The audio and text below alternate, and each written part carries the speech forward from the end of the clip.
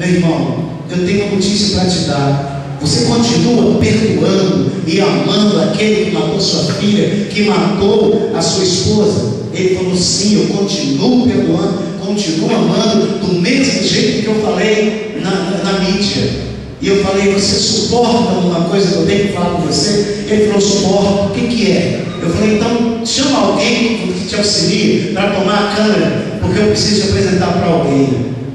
Irmãos, eu aproximei desse rapaz que puxou o gatilho, que ele era o chefe da gangue, né? Que puxou o gatilho, e aproximei dele e falei assim: esse rapaz que está aqui foi o que liderava a gangue e que assassinou sua esposa e sua filha.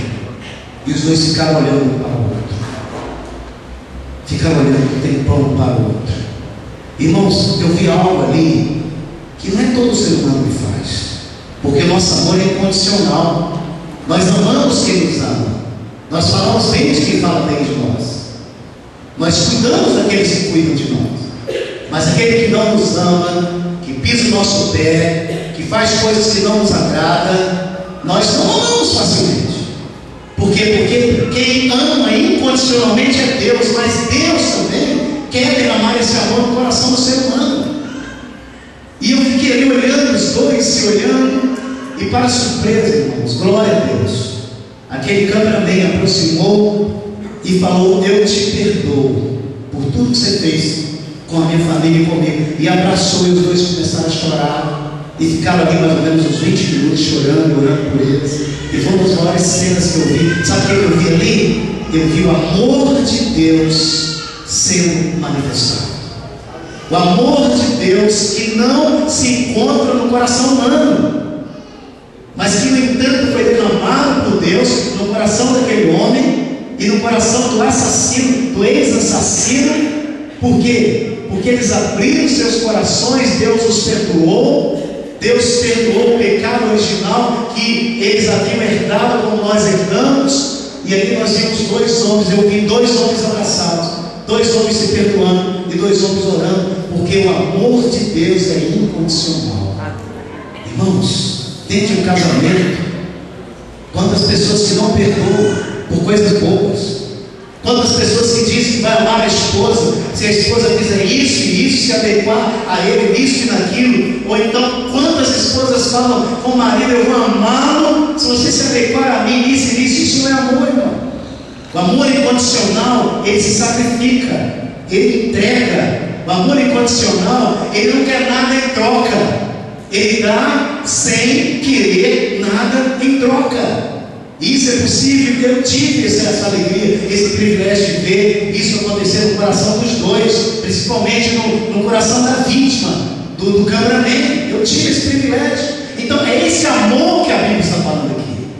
É esse amor que Deus está dizendo aqui: eu te amo de tal maneira, mesmo no teu pecado, mesmo longe de mim, mesmo merecendo a condenação, mesmo merecendo o juízo, eu te amo de tal maneira que a melhor coisa que eu tenho aqui no céu, a coisa mais importante que eu tenho aqui no céu, que é o meu filho unigênito, único filho. Hoje Jesus já não é mais unigênito, né? Ele é primogênito, porque todos que entregam a sua vida para Jesus se tornam filho também, né? Então, meu filho unigênito, eu amo tanto vocês, que eu vou dar meu filho para salvar todos aqueles que nele creem. Irmãos, isso é o Evangelho. Ou seja, Jesus não veio para ser um profeta, ou mais um profeta. Jesus não veio para ser a luz, ou mais um espírito iluminado. Jesus não veio para ser mais um avatar ou um ser iluminado, não. Jesus veio com um propósito. Ele veio como Filho de Deus, com o propósito de quê? De perdoar o ser humano e de unir novamente esse ser humano, mesmo que seja individualmente, novamente com Deus, renascendo esse ser humano através da fé, para que esse ser humano receba a vida eterna. Jesus não veio só para pregar um evangelho vazio. Jesus veio com o propósito de me salvar e de te salvar. E hoje nós vemos, irmãos, que muitas vezes, não é hoje, já isso é antigo, nós encontramos tantas religiões querendo tomar o lugar de Jesus. Irmãos, eu costumo dizer aqui, não foi nenhuma igreja evangélica, batista, ou presbiteriana, quadrangular, Assembleia de Deus, não foi nenhum pastor, não foi nenhuma igreja católica, não foi nenhum bispo, não foi nenhum papa, não foi nenhum pai de santo, nenhuma mãe de santo, não foi nenhuma dessas pessoas que foi enviada por Deus para salvar, que morreu pelo ser humano na cruz. Só foi uma pessoa, Jesus Cristo. Somente Ele, mais ninguém pode salvar o ser humano. É tanto que, se você for ler os evangelhos, você vai ver que João Batista estava batizando as pessoas que estavam no Rio Jordão. Quando ele olhou, ele viu Jesus vindo para ser batizado por ele. E qual foi a palavra de João Batista? Ele apontou para os seus discípulos e apontou para Jesus e disse: eis aí o Cordeiro de Deus que tira o pecado do mundo. Ele não disse: eis aí o religioso que tira o pecado do mundo. Eis aí um judeu que tira o pecado do mundo. Ele não disse: eis aí a igreja batista que tira o pecado do mundo, a comunidade que tira o pecado do mundo, o pastor que tira o pecado do mundo. Ele não disse isso. Ele disse: eis aí o Cordeiro de Deus que tira o pecado do mundo, porque só tem uma pessoa capaz de tirar o pecado do mundo, e Ele tira individualmente, e essa pessoa é Jesus Cristo.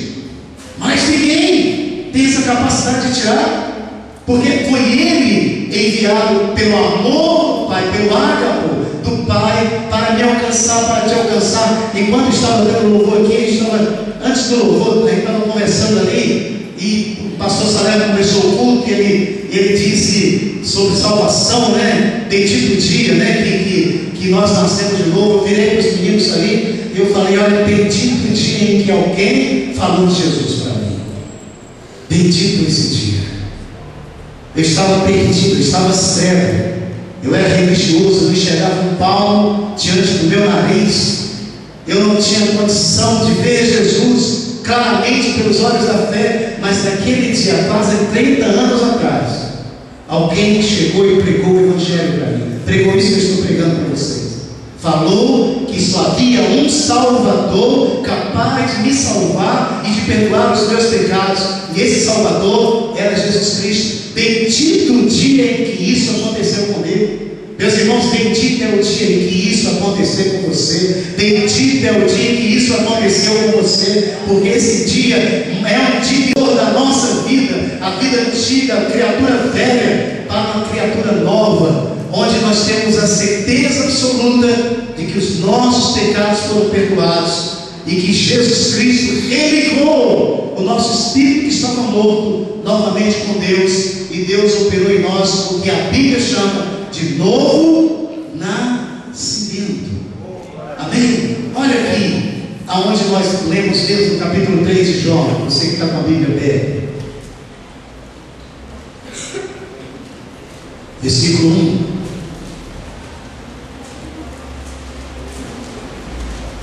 Diz assim: havia entre os fariseus um homem chamado Nicodemos, príncipe dos judeus. Ele era um estudioso, fariseu.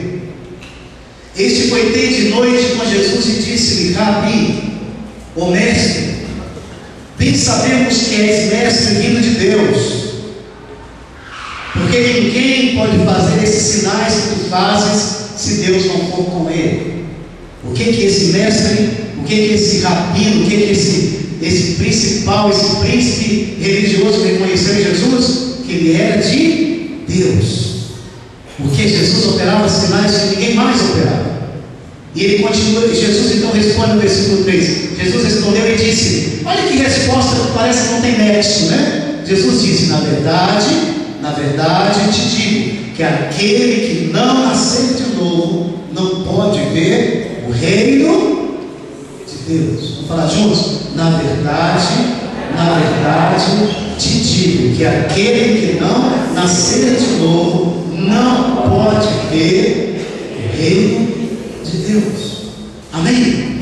Observe, aquele homem foi ver em Jesus o Salvador, e Jesus fala: para você entrar no reino de Deus, vão fechar os teus olhos aqui na terra, O nascimento antigo que você tem, que é o nascimento de mulher, não vale, porque você nasceu com defeito.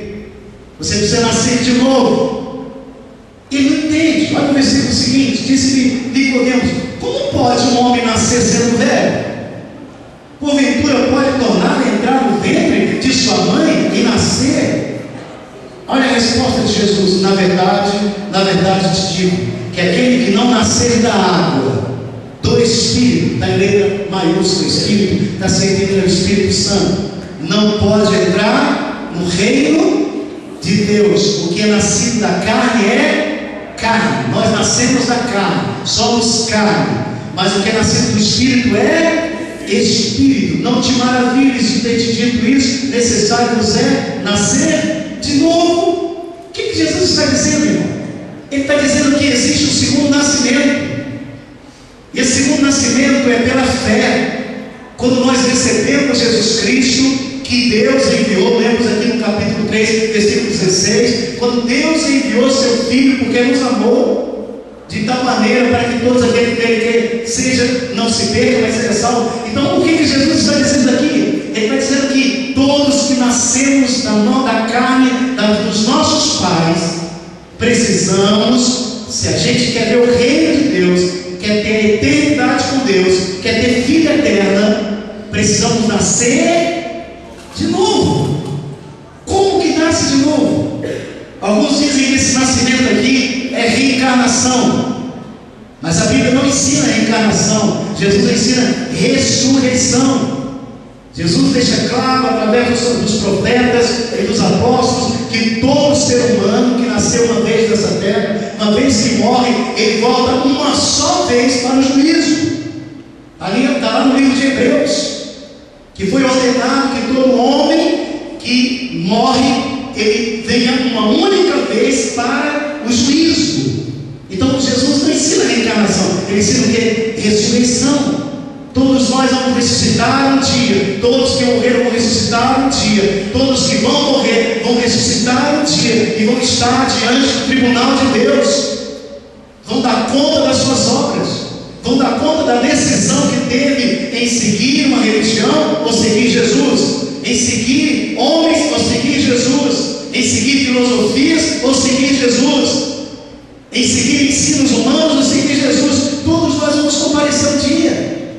E Jesus está dizendo aqui: Nicodemos, a tua religião não pode te salvar, não pode te perdoar. Para você ver o reino de Deus, do qual eu faço parte, você tem que nascer de novo, porque aquele que nasce da carne é carne. Você nasceu da sua mãe, isso você nasceu com defeito, está separado do Pai. Mas para você herdar a vida eterna, você tem que nascer